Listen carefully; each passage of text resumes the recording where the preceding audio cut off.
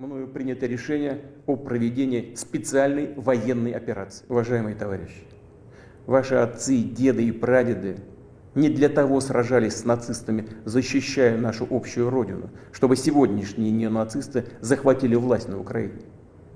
Вы давали присягу на верность украинскому народу, а не антинародной хунте, которая грабит Украину и издевается над этим самым народом. Не исполняйте ее преступных приказов.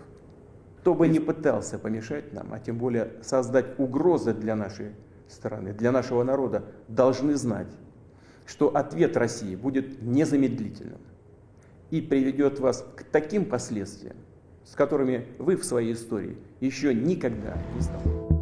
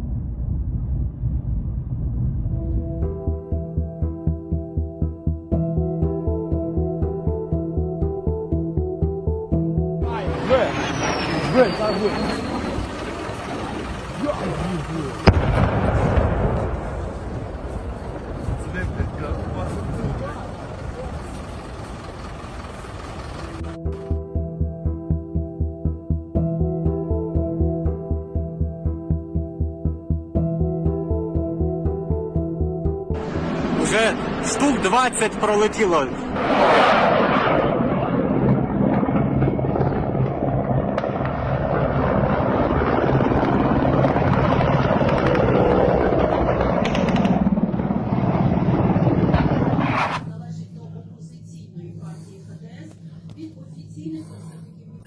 Блядь, их тут реально дохуя.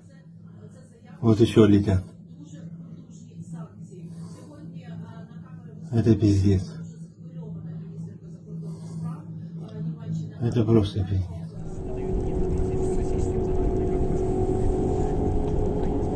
И таких штук 30. Капец.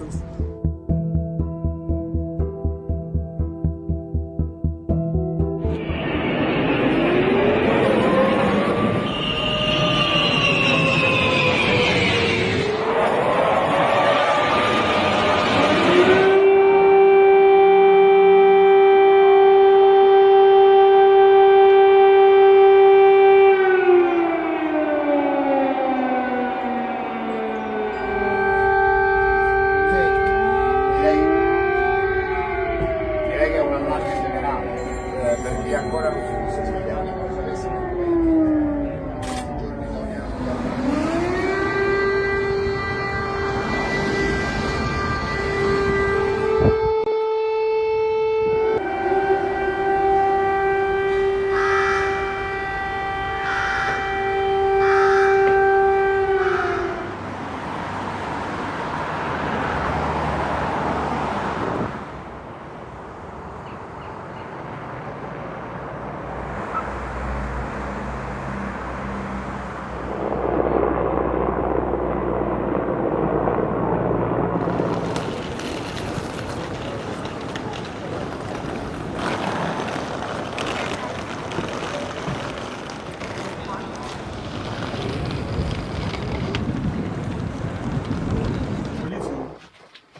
полиция на участников.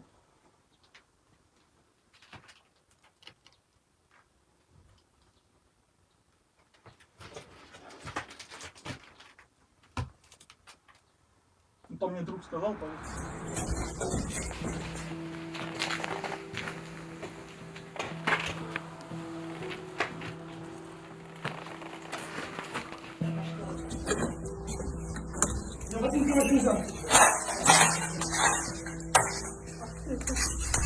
Полностью разрушен. Нет окон, дверей, входная дверь вылетела. Даже пол, линолеум полностью все сорвало. Мне просто повезло. У меня, наверное, сильный ангел-хранитель или Божье провидение, что я осталась жива. 24 hours ago, we were wondering if the military movement might be restricted to the Donbass. But now that we know that Mr. Putin is going for broke, he's invading the whole country in a multi-pronged attack. It started in the Donbass region to the east, but from Kiev in the north, Lviv in the west to Odessa in the south, there's now been over 200 attacks taking place since the start of the day, according to the Ukrainian National Police Service. Communication service is monitoring the situation.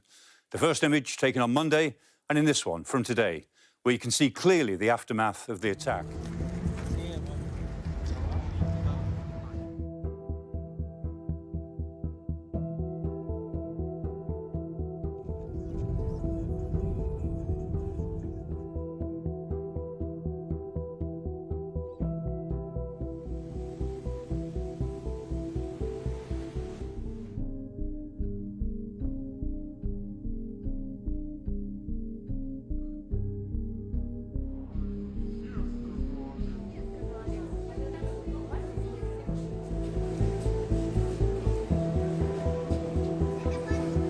Потому что кто-то не смог договориться и решили помериться силами. А страдают люди обычно, которые не хотят ни войны, ни всего остального. Мы хотим мирно жить, мы хотим работать, мы хотим свои семьи развивать, свою страну и просто мирного неба над головой, а не вот так вот, как крысы по норам.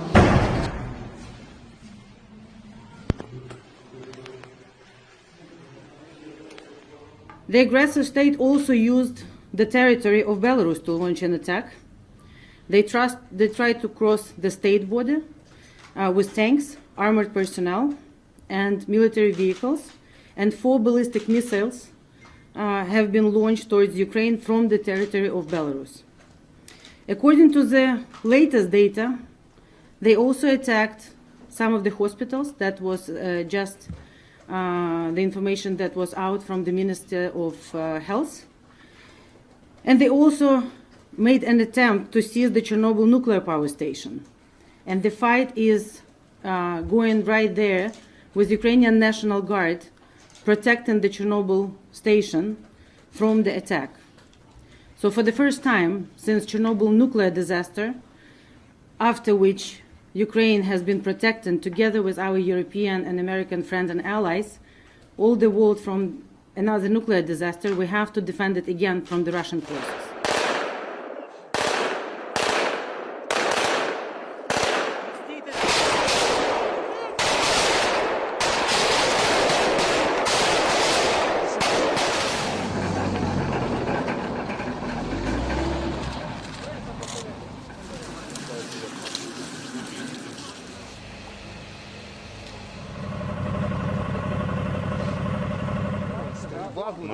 Стрільба буде втомна.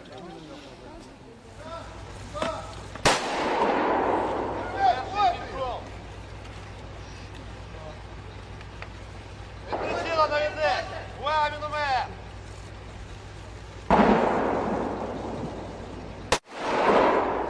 На території міста Прип'ять виникло загрозливе світло.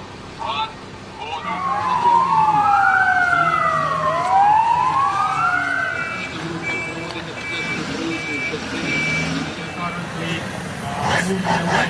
Of the TCC are to provide life-saving care.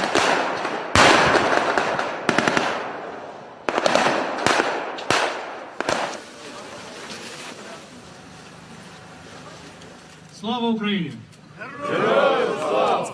Has tweeted within the last hour that Russian occupation forces are trying to seize the Chernobyl nuclear power plant. That is the radioactive waste disposal area. And says that their defenders, are giving their lives so that the tragedy of 1986 will not be repeated. That's, of course, when the plant melted down. He's reported this to the Swedish Prime Minister because the winds go in that direction. This is a declaration of war against the whole of Europe, Ambassador. So how does this escalate the urgency of the crisis there? Honestly, Andrea, I don't quite understand it. I don't understand why they would seize Chernobyl, but other than to say that they're seizing virtually every other strategic asset that is in the country. But I do think the point you just made about the war being widened, everything they're doing today is going to have implications for every country of Europe in the coming days and weeks and months, and Americans too. The price of oil we're gonna feel the effects of this war overnight, and as it grows, I think we have to begin to think about what happens if the Ukrainian military begins to feel routed. What will they do? Will they stay and fight, or will they try to leave the country to fight for another day? That's a tactic we know other leaders, including other great leaders, Winston Churchill, used in World War II. And that means that the war could spread beyond just Ukraine's borders. If we just listen to him closely, and the capabilities that he amassed was pointing to this day. And so I think we should listen to him closely and not pretend that this is just propaganda for his people. The good news of there is, if you listen to him closely, I don't hear him saying we plan to attack a NATO ally. But I think we want to do everything we can to make sure that gets to as zero of a probability as possible. And that's why I do think we should be fortifying our NATO allies. I'm a little perplexed as why NATO has not taken the decision to use the NATO response force. Seems like this would be exactly the time that you would want to activate the NRF. But so far, I would say that that is not part of his objectives for now.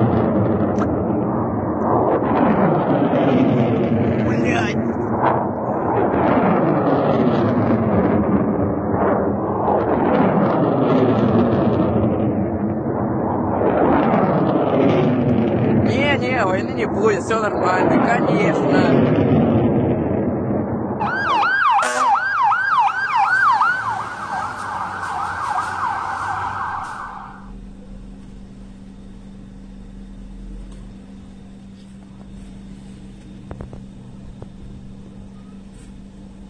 The Russian military has begun a brutal assault on the people of Ukraine. Without provocation, without justification, without necessity, this is a premeditated attack. Putin is the aggressor. Putin chose this war, and now he and his country will bear the consequences. Today, I'm authorizing additional strong sanctions and new limitations on what can be exported to Russia.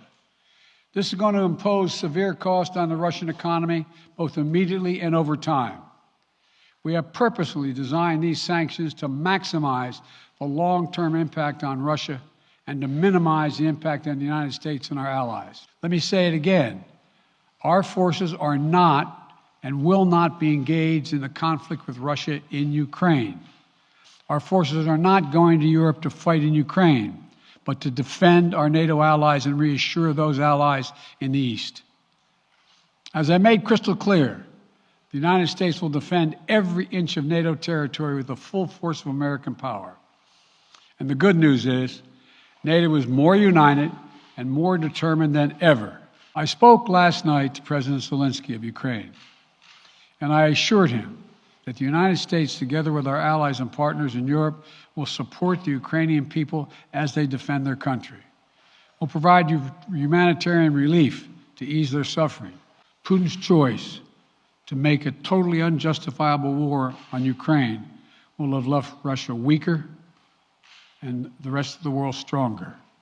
Liberty, democracy, human dignity, these are the forces far more powerful than fear and oppression. They cannot be extinguished by tyrants like Putin and his armies. They cannot be erased by from people's hearts and hopes by any amount of violence and intimidation. They endure.